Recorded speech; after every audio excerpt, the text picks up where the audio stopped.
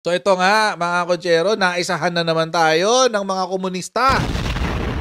Supreme Court grants protection to 2 environmental activists. Activist talaga. O, sa mga nakalimot, etong dalawang to, yan, dalawang yan, sumuko sila mga recruiter. Inamin nila yan, meron silang papeles. So sila, mga miyembro ng komunistang teroristang grupo. Tapos, sumuko sila sa militar. So, pinroseso. Pagdating nung presentation sa press, biglang bumaliktad. Mga hayop. Ang drama nilang lahat, tama ang sinasabi ng dalawang bata na to. Dahil Korte Suprema mismo ang nagpatunay ng kanilang kwento. Mali po yun. Binabalik ng mga komunistang grupo na to yung tunay na intensyon at interpretasyon ng Korte Suprema doon sa testimonya ng dalawa.